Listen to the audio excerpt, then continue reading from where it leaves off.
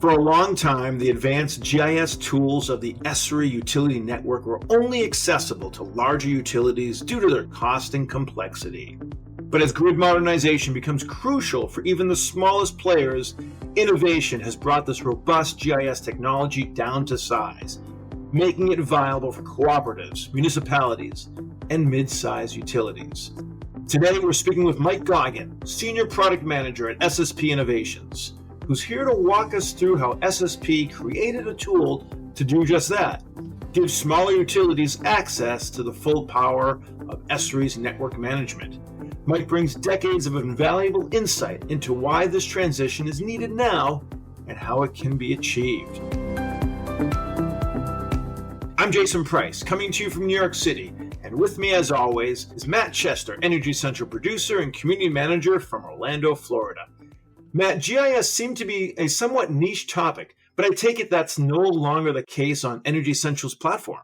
You're 100% right there, Jason. A few years ago, we'd have a couple authors who focused on GIS, but they were evangelists for the tech. They were making sure everybody knew about it and why the utility company should care because it was so new.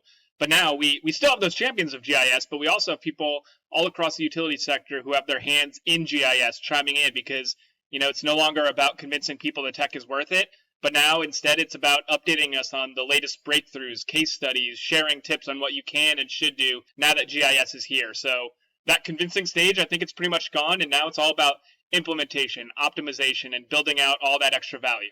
Thanks, Matt. Before we dive into today's episode, I want to thank SSP Innovations, our sponsor of today's show. Now, let's get started. Mike Goggin, welcome to the Energy Central Power Perspectives podcast. Thanks, Jason. I appreciate that. Thank you for having me on the show today. You bet. Mike, let's start with an introduction. Your career in the utilities spans more than 3 decades. How did your journey begin, and how did it lead you to SSP Innovations? Yeah, it's interesting. I don't think it was intentional at first, but then it became very intentional. So I've been in the industry for 32 years. The first 13 and a half years I spent at Commonwealth Edison in Chicago. Started in their drafting department. We were still using pens and paper back then, but it was before their digital transformation. But that's kind of how I started to get into mapping infrastructure within utilities, which then led to a digital transformation within Commonwealth Edison. We moved over to a GIS. I was very grateful to be part of that process in many, many, many roles. And that got me to thinking about my 13th year there is, to kind of make this an intentional career path for me, because I actually did accidentally find my passion in life, which was GIS. So I looked around and I ended up going to Esri for 8.5 years, working on their utilities team. And this was an extraordinary opportunity because I was able to work with hundreds of utilities across the country just to get to know them, to understand them, both commodities, electric and gas. What were their ambitions, goals, objectives? What were their pitfalls? Everything they were struggling with in the organization that kind of was very, very related to mapping and asset management and operations and stuff like that. It was about 8.5 years there, and I just had this need to get back hands-on working with utilities in technical space, which is where I came from. Then I moved to consulting, and I've been kind of in that realm of consulting since about 2013 till recently. This year, I was in consulting here at SSP for a couple of years, and then I moved over to product management, and now I'm the senior product management of our utility network program here we have, which includes not only products, but also services. So that's kind of how my career evolved over time. Yeah, you really know this space, and that's why we have you here. So let's dive into the conversation. So I want you to frame the challenge I mentioned in the introduction. So utilities are facing a major shift with the retirement of traditional systems like ArcMap and the geometric network. So talk to us, what are the challenges this shift brings, and why do you think it's essential for utilities to transition to the modern systems now available, like the Esri utility network? Sure. So the shift, and I'm going to come at it from a context of utilities that are using these, what we can probably comfortably call legacy systems of ArcMap and geometric network. So the challenges that I'm observing in the market, one is just moving from something that they are familiar with. I mean, the technology that they're using today has been around for roughly 30 years. So whether you started 30 years ago or whether you got in somewhere in that timeline, it's been out there and being leveraged for a while. So there's that, fear of change, if you will. And I think there's the level of change. Some of this is going to sound a little bit frightening, and I think this is the way people are receiving it at the same time. It's a 100% change to move from, ArcMap and geometric network into Esri's newer network management technology and software. Everything from the data structure changes. The application that you're using, you were using ArcMap, now you're using, ArcGIS Pro, a different technology, and your workflows are going to change to support that technology and as well as that data is structured. So it's a little scary, but at the same time, that feeds into why it's a challenge. The third challenge is utilities, having the resources to learn and perform something new, something of this magnitude of change. And it has been called, it's not an upgrade, it's very important. It is a migration. It's been called a re-implementation of your GIS. And again, I'm building up this scary monster thing, but at the end of the day, it's actually all for good. But this is in the heads of the folks that we're talking to. And then there's the justification around the cost. Because it's not an upgrade, people are immediately thinking and going back to, well, when we implemented, GIS, I mean, I know when I implemented GIS back in the mid to upper 90s, I mean, we were talking millions and millions of dollars, well between 10 and 30 million we spent on implementing that technology. I think I was just an archive of the day, but it's a reality. So when you kind of step back at that and then ask, well, why do you think it's essential for utilities to transition? I step back and out of my GIS hat and I put my utility hat on for a moment. I mean, just look at what utilities are facing right now. And I think the largest commodity, which is where majority of my background is in electric. So there are so many things that are coming at the electric organization. Sometimes they're promoting them or beneficiaries of them, and sometimes it's just being, pushed on them. Things like energy transition or resiliency or electrification. The utility needs are changing. They're changing. They need better data quality, more organization around it, because we also have things that are outside of the utility world that are emerging, such as AI.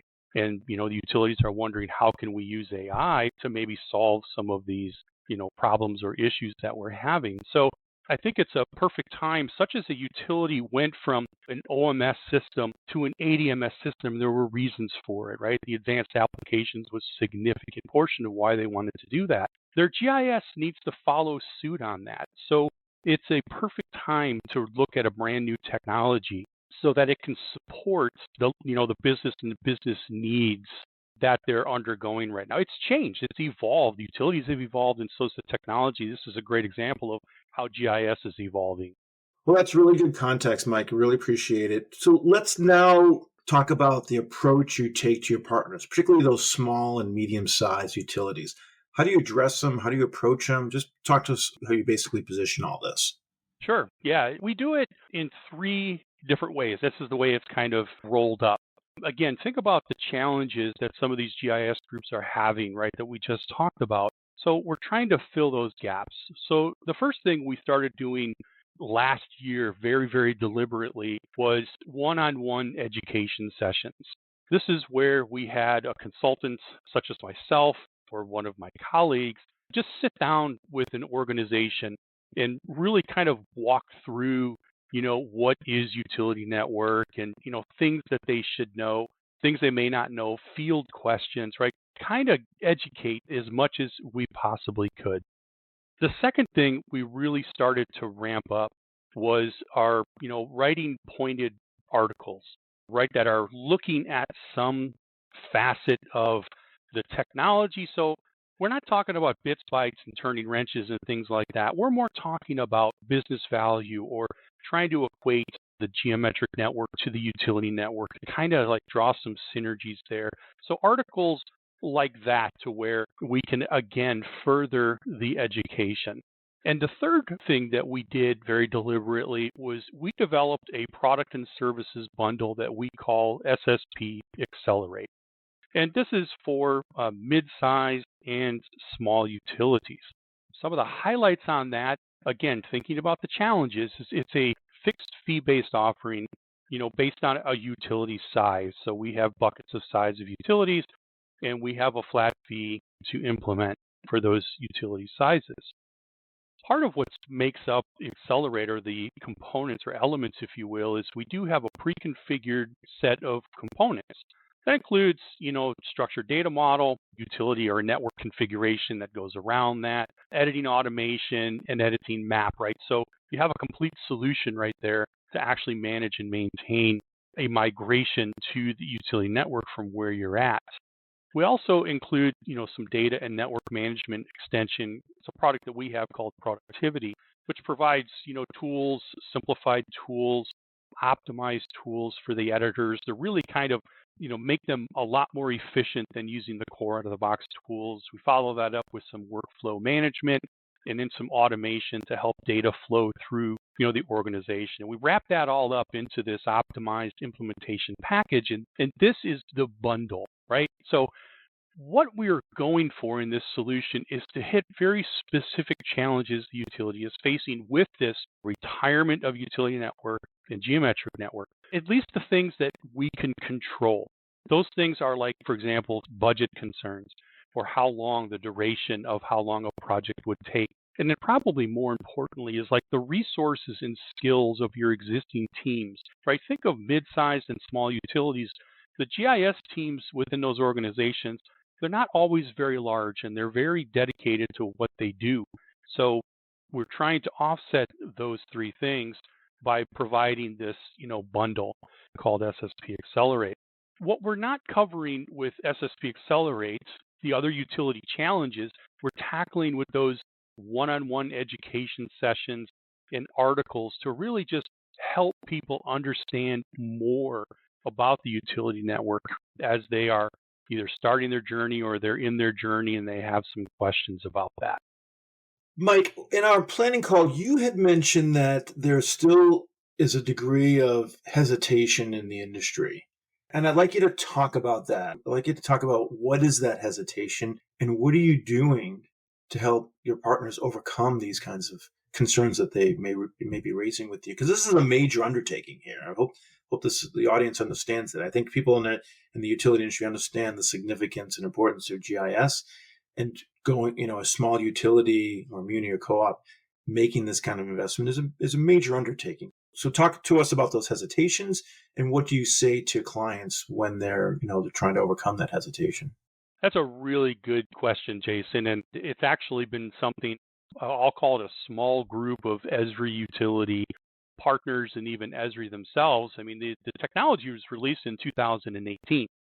ArcMap and geometric network are going to be retired in 2026. So there was a pretty big gap for folks to kind of make their plans and budgets and et cetera and move over. But we have seen such a small percentage of the overall utilities, at least in the United States, make that move.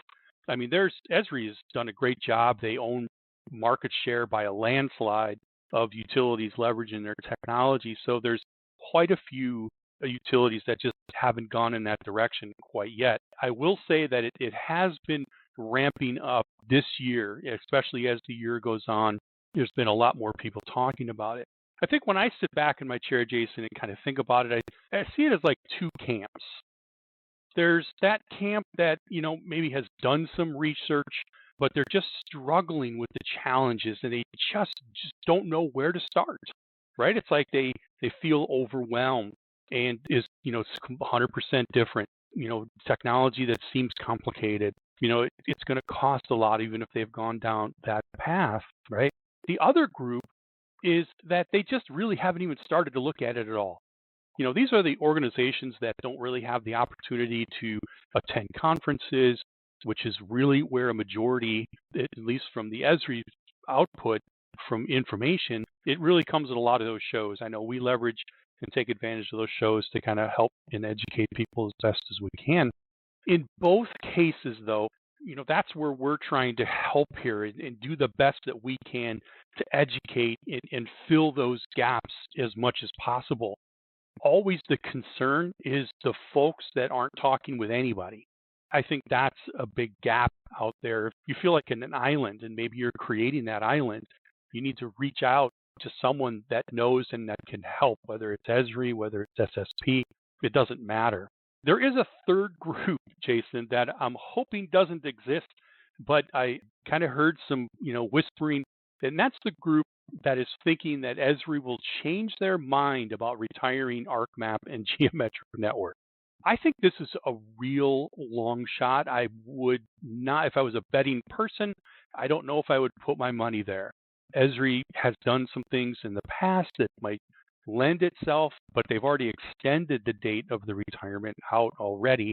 And that technology, there's a reason why they want to retire that technology and move to this modern network management platform. It's because the utilities have taxed and overtaxed that technology. They've challenged it. They have taken it beyond what its capabilities are. And that's a problem for not only Esri, but the utilities that are trying to leverage that technology. So, again, get involved, start educating yourselves. But that's the best thing I can say about that, Jason. Yeah, I think that's very helpful. We've had Esri on the show. We've heard a lot about, the power of their technology. We've had other customers and utilities talk about the importance of GIS. The value proposition I've always taken away from Esri in particular is the flexibility and scalability that comes with the platform. When you bring it down to the muni and co-op market, are we losing any of those values? Can you talk about, and let's put it this way, there are going to be people listening in on this who are going to be weighing this decision and this investment. Is there anything lost in the application because we're applying it in a more of a more discrete approach to the munis and co-ops? Can you just basically, are they getting the same product to size, or is there any limitations that through the SSP Innovations that may detract or limit some of those capabilities? Yeah, especially when you're looking at the mid-tier and smaller utilities, that is a really good question. So I think there's a lot of things about utility network that really aren't known, or maybe there's misconceptions on it. It's not a one-size-fits-all configuration. It's actually very flexible, as well as, and I think the scalability of some of my colleagues at Esri, Bill or Pat, it has the potential for an incredible amount of business benefits to an organization, right? At scale, not just for managing your network and or your data, but other things outside of that. I think the biggest gap when we start to go down market, if you will, is that one size fits all.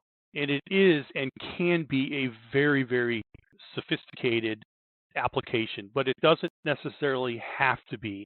And that is the approach that SSP has taken with Accelerate, right? Our goal, and I'm going to say this probably multiple times throughout this conversation, and I've probably already said it, our goal was to minimize the change that a utility is going to see. We wanted them to be able to move into the utility network with something that looked familiar to them, right? Familiar, whether it was a map, whether it was way how data was structured, and or both of those. However, still have the same technology enablement, right? That flexibility and scalability of the utility network technology so that they can take it and move it forward, right? So the thought is that the change won't be so radical like a lot of people think, which means that you can migrate to the newest modern technology and to run your business, and then you can gain additional business value at your own pace. That's what SSP Accelerate is done, is it's made it familiar, but it's still very powerful. And the wrapper around it, right, the components, the elements, and the package and the flat fee cost are what makes it affordable for your organization to get to. So, very flexible in nature, and also scalable at the same time, not only for the technology, but then also for the utility and the workflows and the business that surrounds it. All right, that's really helpful. So to make it work, you come in with a pre-configured set of tools to make it, fit their cost and overall investment, time and cost. So that's good. So there's a prefig approach that brings it down to make it more palatable. But at the same time, every utility is different jurisdictions, different levels of maturity in the technology and manpower that's running the utility. This was a huge war on talent. So there's always going to be a degree of customization. So for those, again, listening in, are you saying that you can still customize it through the SSP Innovations approach, pre-configured approach? Is that what I'm hearing? You are, right? So we are very deliberate, and we have guardrails on our offering and that's how we can accomplish the flat fee for our base offering. So we tell you exactly what's in our base offering. We tell you what the data model is, the configurations are, what the map looks like, the symbology, all the nuts and bolts. We tell you what that is. And then we also tell you what you're not going to get, right? And really, it's like things like customizations or integrations, or you can't change the data model or the map, right? These are our guardrails that we've put on it and how we've been able to put a flat fee to it, which, by the way, has gotten a very, very good response. I think it's the first time, at least in my career, I've actually had either heard or been able to say, yeah, your utility is how large? Okay, well, that's going to cost you this amount of money.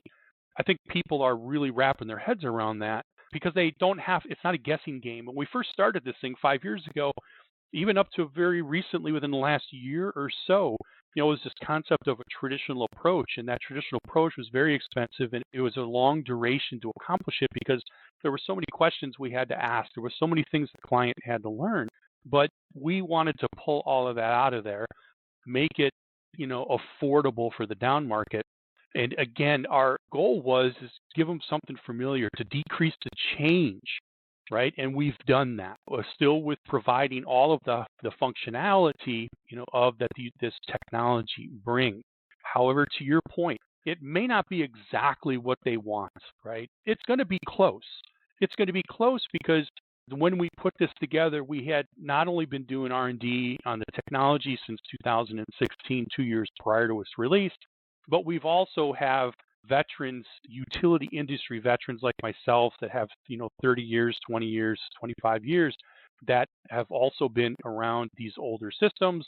They have a good sense of what people are expecting, and that's how we were able to achieve it.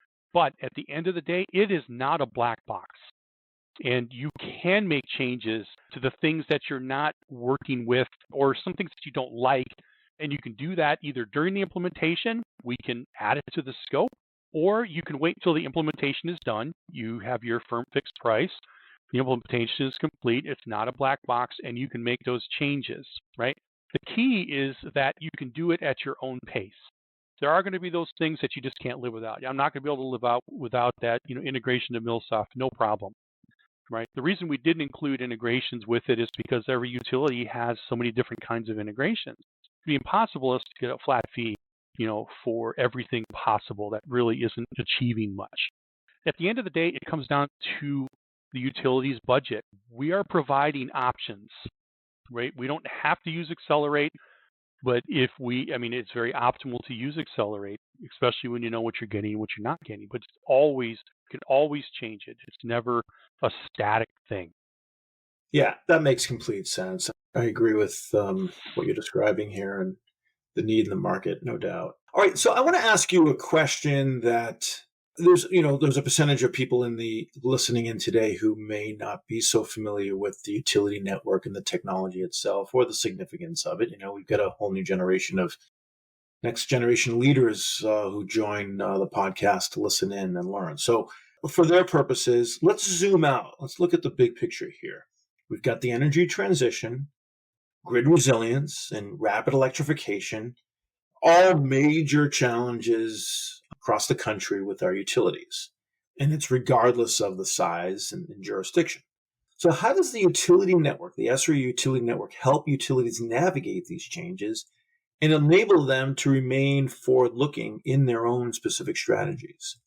Yeah, this is my favorite part because business value, there's a lot of people that think that they have to move to the utility network because geometric network and ArcMap are going to be retired. It's one of those forcing functions.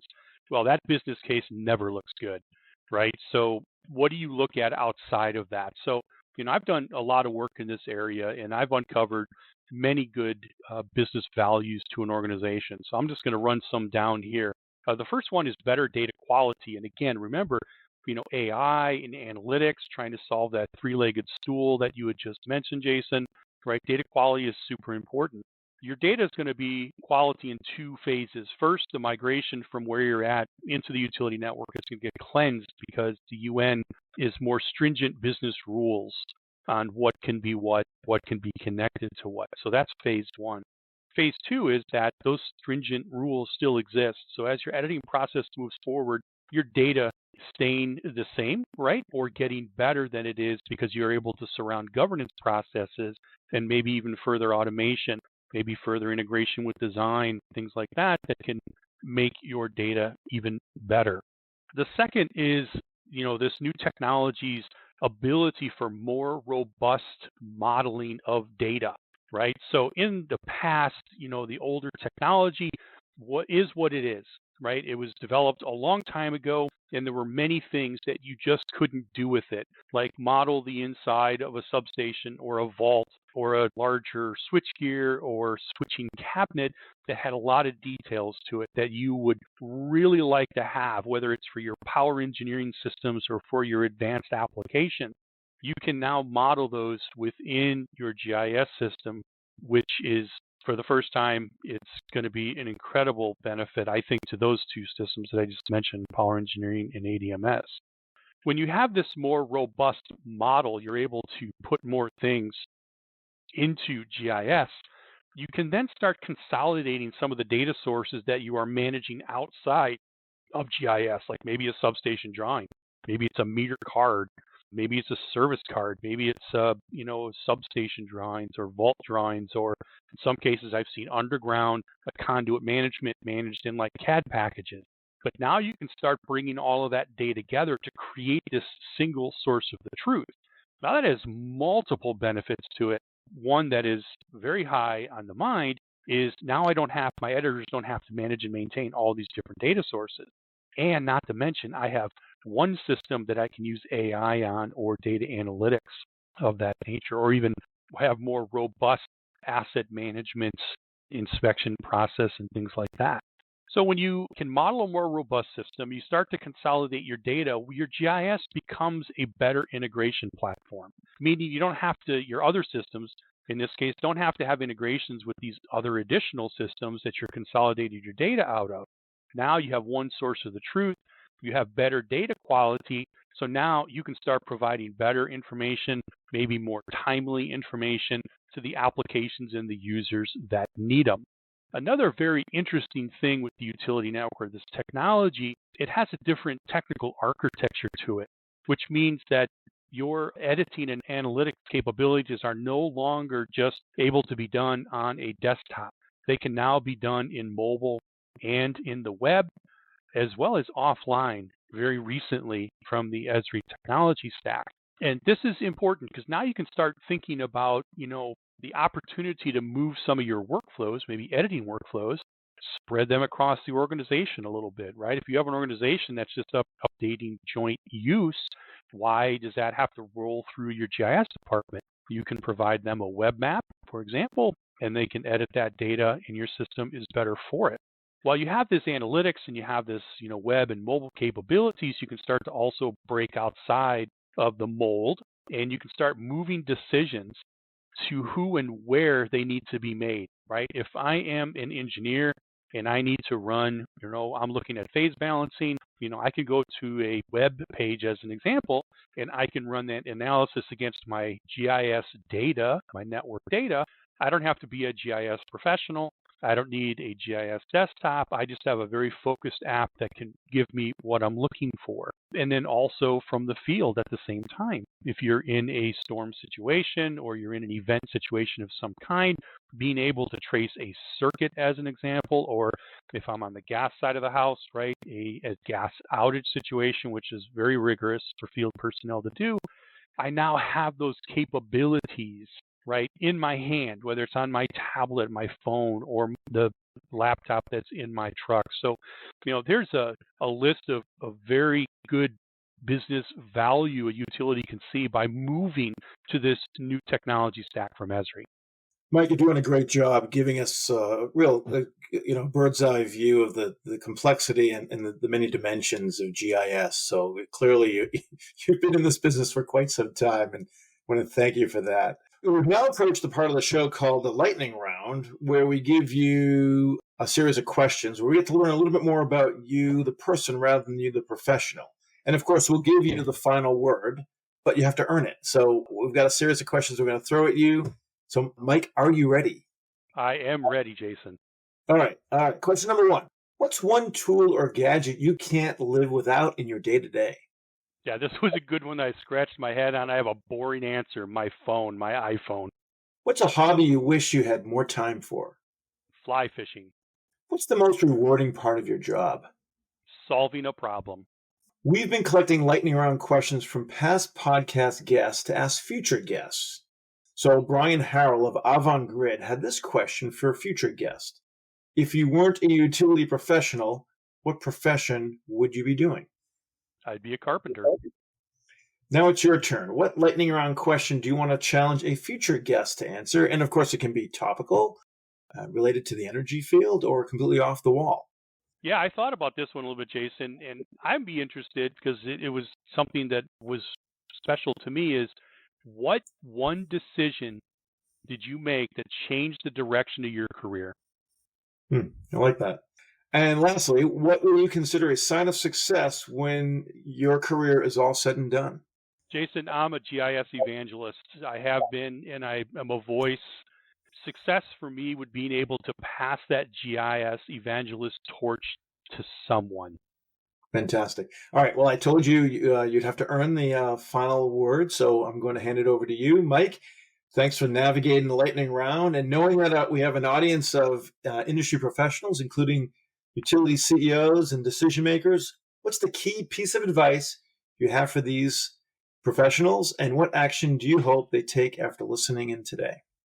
Thanks, Jason. This is the message I'd have for executives within the utility sector, and that is GIS is an enterprise application which is depended on by many people and application. Please invest in its success. Fantastic. Thank you very much for your insight. As always, we welcome our listeners to post questions and comments and invite them to stay engaged with this conversation. And Mike, we hope and ask you to stay engaged as well to keep the conversation going. And until then, though, we just want to thank you for sharing your insight on today's episode of the podcast. Thanks, Jason. I appreciate your time today. As are we. So you can always reach Mike through the Energy Central platform, where you're welcome to your questions and comments. We also want to give a shout out of thanks to the podcast sponsors that made today's episode possible. SSP Innovations provides award-winning ArcGIS Pro solutions to electric and gas utilities, telecommunication providers, and pipeline operators worldwide. SSP Innovations solutions are designed to help customers meet their unique business challenges through a combination of deep technology expertise and unmatched familiarity with industry best practices.